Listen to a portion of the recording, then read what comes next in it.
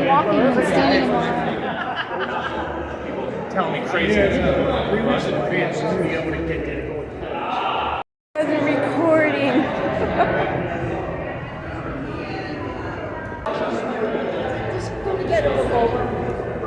I was there at Valley Forge, Gettysburg, Normandy, Korea, Vietnam. I was there. I led my troops. I was dirty, battle-worn, and tired, but my soldiers cheered me, and I was proud.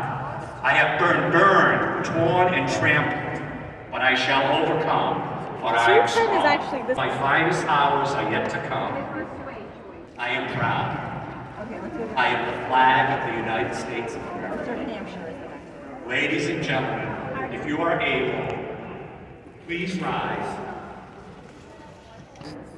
I pledge allegiance to the flag of the United States of America and to the republic for which it stands, one nation, under God, indivisible, with liberty and justice for all. That's how we do it.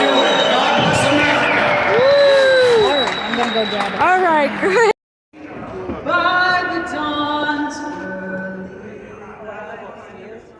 what so proudly we hailed at the twilight's last gleaming, whose broad stripes and bright stars through the perilous fight o'er the ramparts we've watched were so gallantly streaming, and the rockets' bright glare, the bombs bursting in air, gave proof through the night that our flag was still there.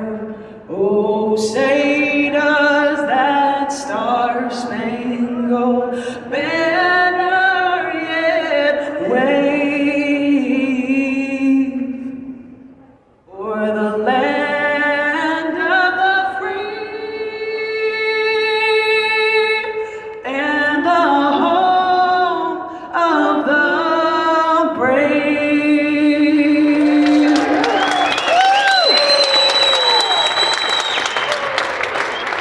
Delegates, please welcome back to the stage Chairwoman Amy Carnevale. So we got there right in the nick of time, and we got into the stadium right as they were about to do the Pledge of Allegiance. And I'm glad we got there and stood in line because others had to wait outside for a long time. As you can see, there's many empty seats at this time. So, it's sad that it was run the way it was this year. But the 2026 is my first convention I've ever gone to. And it was an experience and a half. Is us to move forward. Are you ready for that? Then let's keep moving. I'm very pleased to introduce my co-chair for this Republican convention, a state representative who works incredibly hard.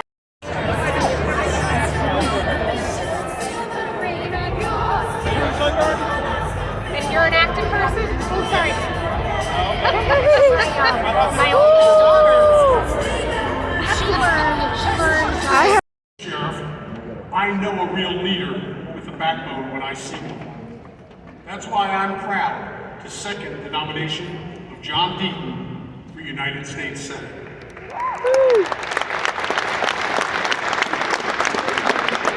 As was just said, John Deaton is a Marine, a dedicated fighter for this country who answered the call. He rose from a tough childhood, poverty, food stamps, beat cancer, earned his degree, and built a successful trial law practice from the ground up. He's a proud father of 3 young daughters who he still fights for the working families of Massachusetts every single day. John puts people over politics. He took on Beacon Hill directly filing a taxpayer lawsuit to demand the transparency and accountability our voters approved. And when our party needed him most, John stepped up big. John is the candidate who can unite us all. Madam Chair, after 50 years of Ed Markey, Massachusetts has had enough because John already has the endorsement of the Mass GOP, and in the spirit of unity for this convention, I respectfully ask that you move for a unanimous vote by acclamation. I proudly second the nomination of a true fighter, John Deaton, for the United States Senate. May God bless you all. God bless America.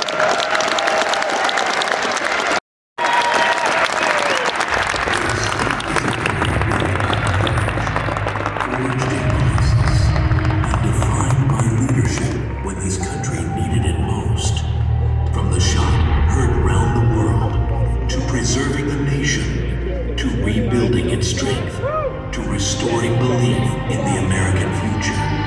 But history doesn't carry itself forward. It demands new leadership. And here in Massachusetts, the challenge is real. But every once in a while, a Marine answers the call. A father fights battles no one sees, and someone steps forward, not for power, but for people. Someone willing to do the work, show up, and rebuild from the ground up. Across this state, in towns that feel forgotten, and communities ready to be heard, a movement is building. Not left, not right, but forward. A stronger Republican Party means a stronger Massachusetts, and a stronger Massachusetts means a stronger America. This isn't Washington. This is Massachusetts, and together we rise.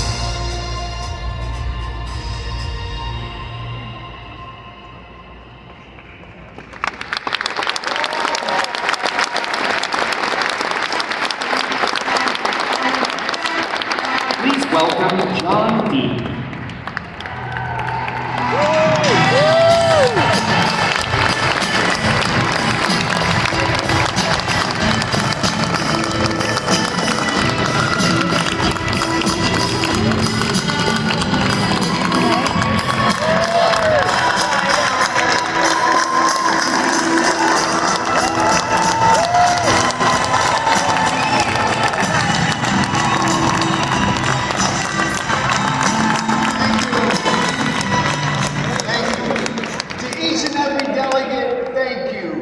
my campaign team, every donor, every volunteer, thank you. To my daughters, Olivia, Jordan, Layla, I love you more than words. To my stepkids, Jackson, McKenzie, and my beloved Christy, thank you. I accept your nomination.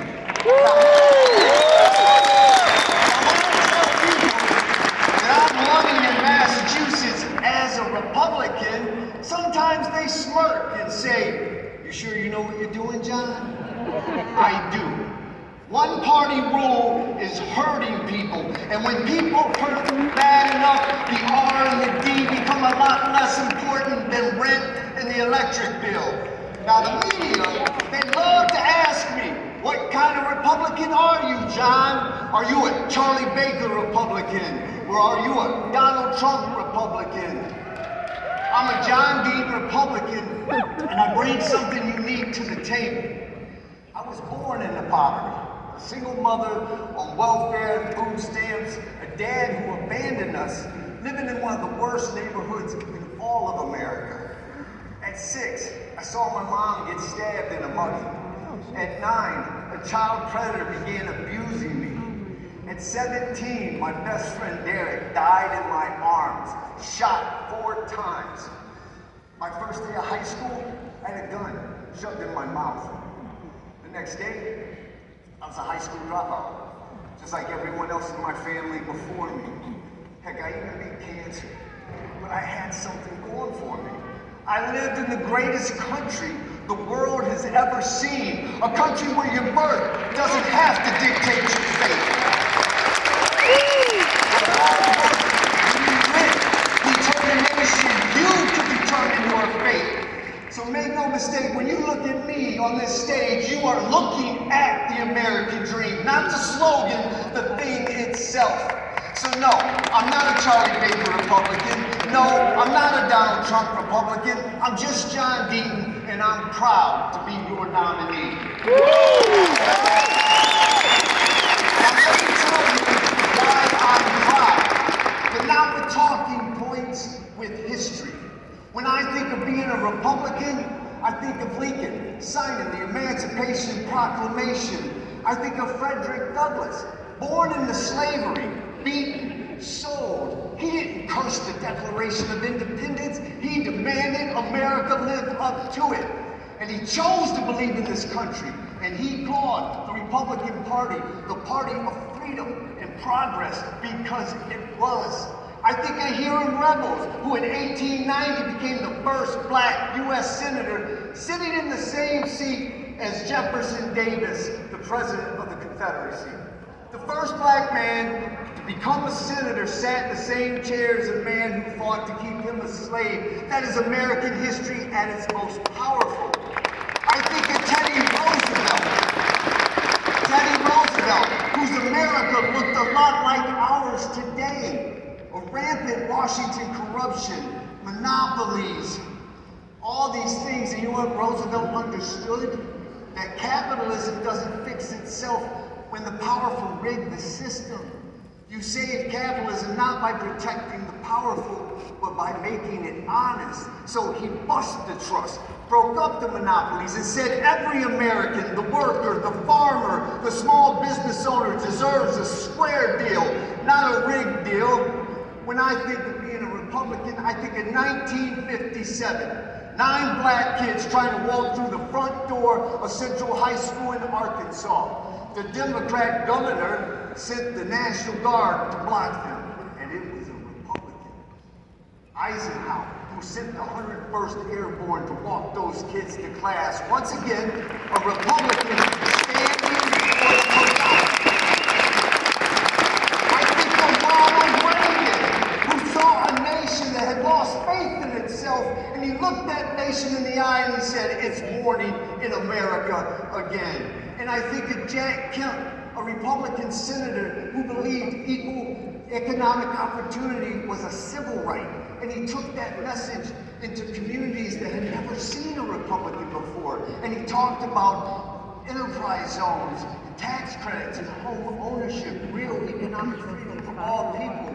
Kemp understood, like Roosevelt, that Republicans must protect and make certain the very idea of what makes America so great and so unique, that a free market, honestly run, gives an ordinary person an extraordinary chance. People like me, and that's the America I believe in. Kemp believed that Republicans should compete for every vote, and so do I. That's why you'll see me in Brockton, in Roxbury, in Lawrence, in Holyoke, in Mattapan. We're not going to write anyone off. Not a single vote, not a single zip code.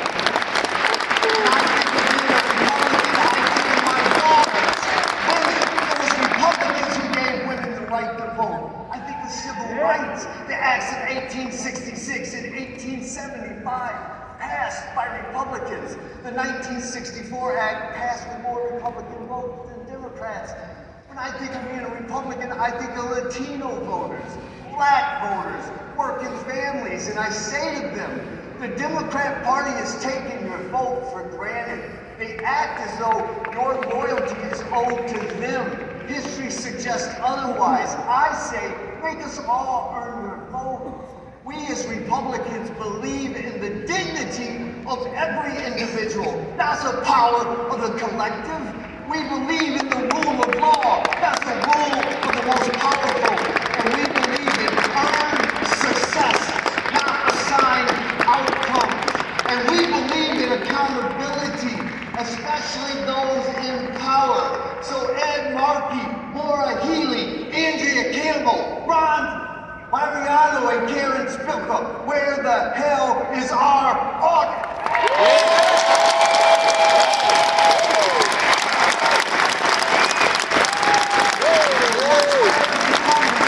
Now let me tell you where we are today.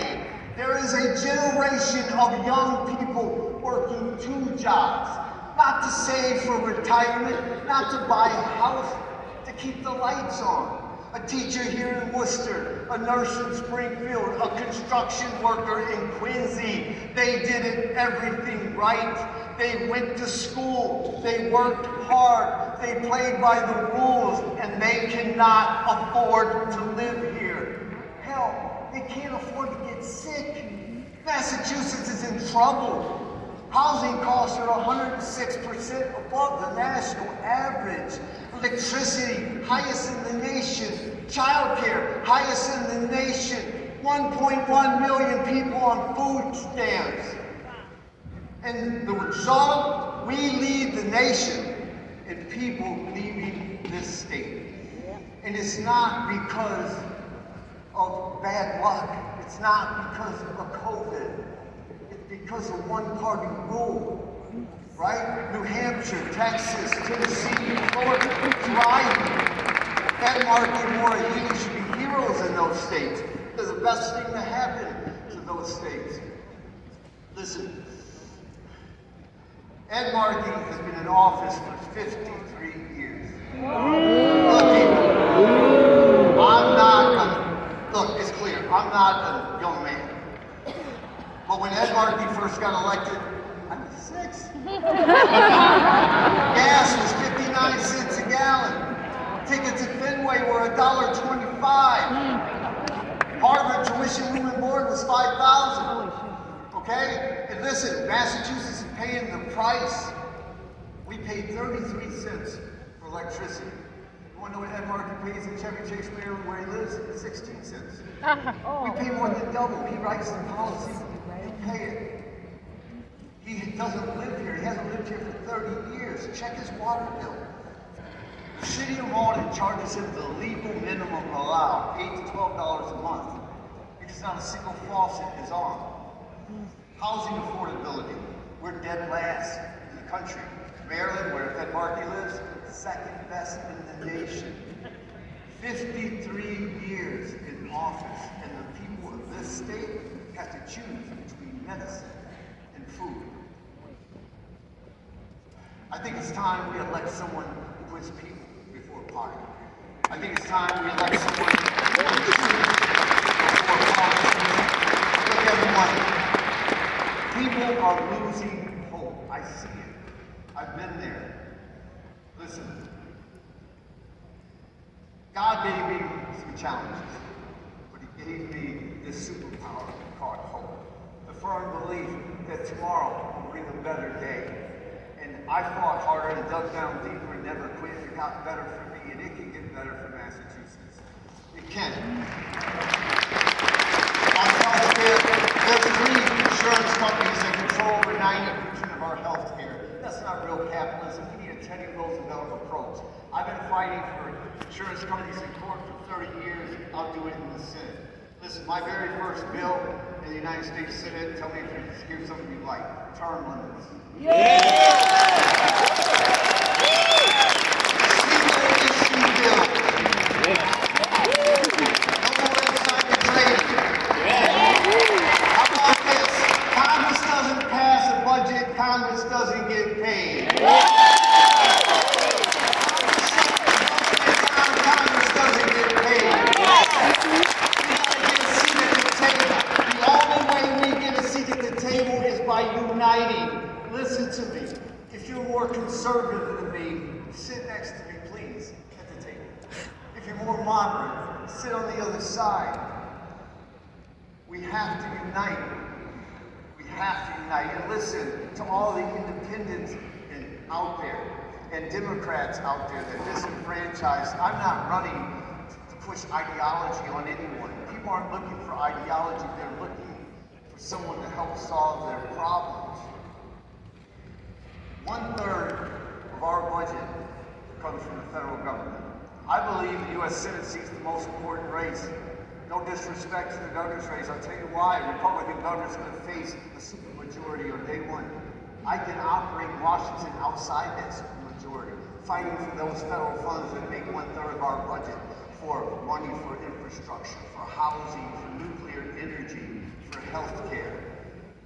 one-party rule always ends in saying arrogance, corruption, a political class that stops being accountable for the people it serves. 72% voted for the state legislature audit.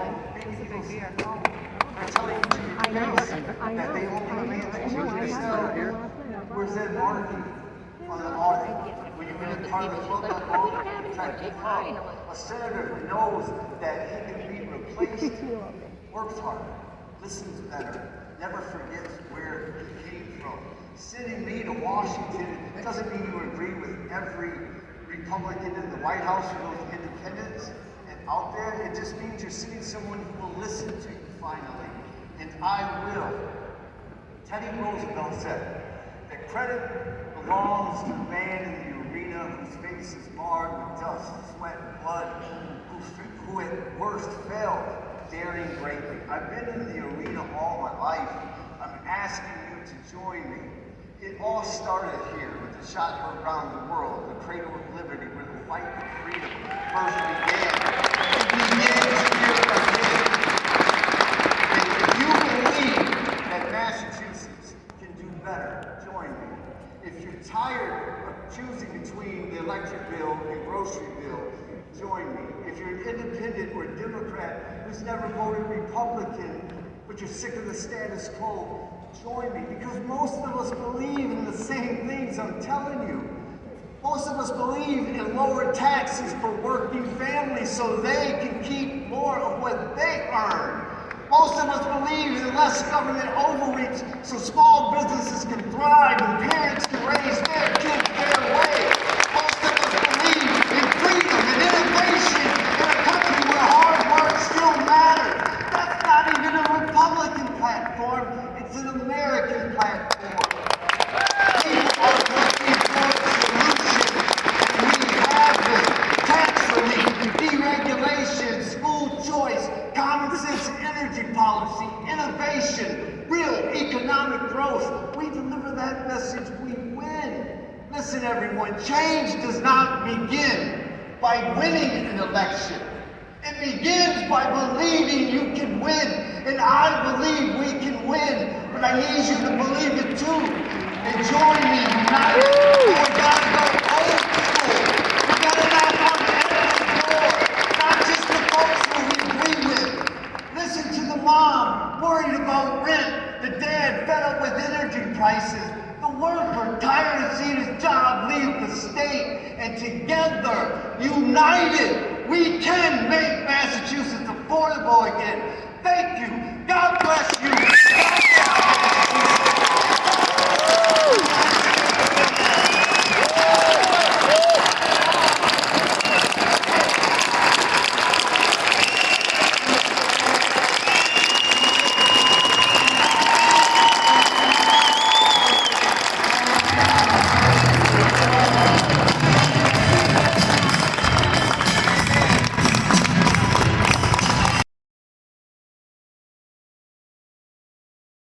It is the most basic responsibility of government to protect the citizens of Massachusetts. We need leaders who will stand up for law-abiding families, who will back our police, who will enforce our laws. And I'll tell you this, we need leadership that is tough, clear-eyed, and willing to stand up and say enough is enough. The parole board is stacked with professionals whose careers were built on keeping offenders out of prison. The Judicial Nominating Commission is filled with the same circles, shaping a pipeline of activist judges who are not holding violent offenders accountable and refuse to work with ICE. This all must change. And this isn't an accident. It reflects the priorities of the Healey-Driscoll administration. As your next Lieutenant Governor, I will chair the Governor's Council and ensure that balance on these boards is restored. It's time for a complete overhaul of the parole board and the JNC. new members, real balance, and a mandate that puts victims and public safety first. That is why I am proud to stand with Mike Keneally. Mike knows how to grow an economy. He knows how to create jobs. Because unlike Maura Healey, he's actually done it. He knows how to take on the big government interests, slash bureaucracy, and reverse failure. Because he did it when he turned around the Lawrence Public Schools. He knows how to stand up for what's important and what he believes in, even when it isn't popular. And most importantly, he knows how to lead. Together, we're going to bring common sense back to Massachusetts. We're going to fight for affordability. We're going to restore accountability. And we're going to rebuild trust in our government. Thank you. But let me be clear, this isn't just about winning an election. This is about saving our state. A state where families can afford to stay, where businesses can grow, and people feel safe. Where government works for the people, not the other way around. So I'm asking you, stand with us, fight with us, and let's send a message loud and clear. Massachusetts is not for sale. Our future belongs to us, and we are taking it back. God bless you all, and God bless America. Thank you.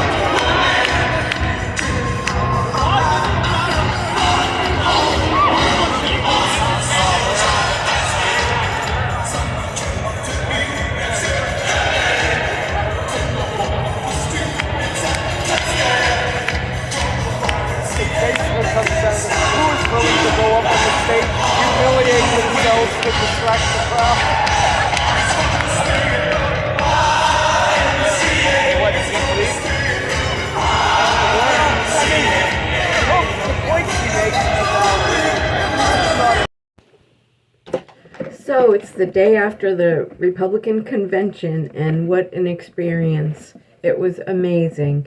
Even though whoever was running it screwed up multiple times, I guess the original people, one person quit, then another person quit, so they had to contract it out and find somebody. So I'm in a very liberal state, and I wouldn't be surprised if libtards took over the running of the Republican convention. I don't know how this can happen. What is wrong with the Republicans? Why don't they seem to have control over things? I don't know. It must be ugly. I don't know. So, all right, a recap. I forgot my hat in the car, so I couldn't wear my hat. But, you know, it looks a little too big for me anyway. But I couldn't bring my fabulous purse in either because they weren't allowing pocketbooks, only like clutches or like fanny packs or clear bags. So I had to run out last weekend and get a clear bag. And Target had them for $5, and they sold these wallets for $5. So I was able to match up and get each of those.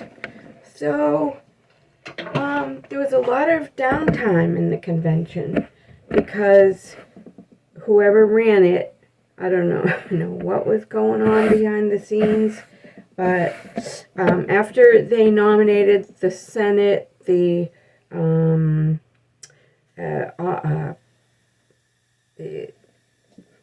who else did they? Bear with me, okay? The Attorney General and the Treasurer and maybe one other part they didn't have anybody for. Why? Why aren't Republicans stepping up? Something's not right in this state of Massachusetts. But anyway, I think everybody knows that. So, each candidate had signs all over the place. And the one with the most money dominated the inside of the DCU Center in Worcester. So his signs were all over the place. And he did win the nomination. He had 78% or something of the votes, 70-something percent. But Brian Shortsleeve, my guy, came in second, and he had over 15%, enough to get on the ballot for the midterms. And God willing, I really feel he's the right guy because I was right. It is about pay for play. Minot has the most money, and supposedly he decided not to take a salary, just like Trump. And excuse me. So that's appealing to people, I guess. But, you know, people have won elections even though they didn't have a lot of money. And it's happened in the past, so I'm hopeful. But each candidate had bags. And Minot had them in every seat of the arena. Because he had the most money. He even started buying candy because we had so much downtime, and they had got people passing out containers of candy and opened up the bars after I left, and you know, free beer. Because we didn't leave. We got there, we left our town around 7:30 in the morning and didn't leave till 6:30 at night, after 6:30. And we anticipated getting out of there around 4, but the breaks were way too long. So, yeah, Minot, I don't know what he was giving, little, like, red blinky heart stars, blinky stars. And my guy, I guess these were in Minot's, but I took one because I left the bag there. But Brian Shortsleeve, Operation Save Massachusetts. I'm on board. Shortsleeve for governor. And each candidate had their own little blow-up thingies to wave around. So, Shortsleeve warrior. And there was a couple of flyers. And this was his running mate. His running mate lost. He was the lowest of the lieutenant governors. And I don't know what happens there. Like, I never knew this, but I guess you can still like vote for a different lieutenant governor. So I did vote for a woman who is really tough on crime and comes from law enforcement. And I got footage of her and until my camera ran out of space. Yeah, we had so much downtime. I was playing my online games and was down to like 5% power. So I couldn't, they started playing music and, excuse me, and yeah, I couldn't film anymore. But we left after the governor vote. Now, I don't know why they did it that way. We voted for lieutenant governor first and then governor, and then left. But I heard they, because there was 3, they might have been 2 votes for the governor, and or maybe not. I don't know what happened. I would have, because I was carpooling, I would have loved to have stayed, even though I didn't eat all day. Food was expensive. Although I had $100 with me. I wasn't going to dish out $7 for a piece of pizza. I didn't get a whole pizza for that. But anyway, that's beside the point. Am I missing anything? I don't know. But it was quite an experience. If you ever have a chance, to go to your convention, I suggest going. I guess the big one is in Texas this year, but I could be wrong. I have no idea. So anyway, yeah, there's still work to do. I mean, this guy is a hard worker. I think he's the right one for Massachusetts. He seems very tough and ready to take on who he needs to take on. Although Minogue's lieutenant governor choice, she is very tough and seems like she has a wall up, and wouldn't be like approachable. She seems very, very guarded. And I forget her name, but excuse me. All right, so that's that. So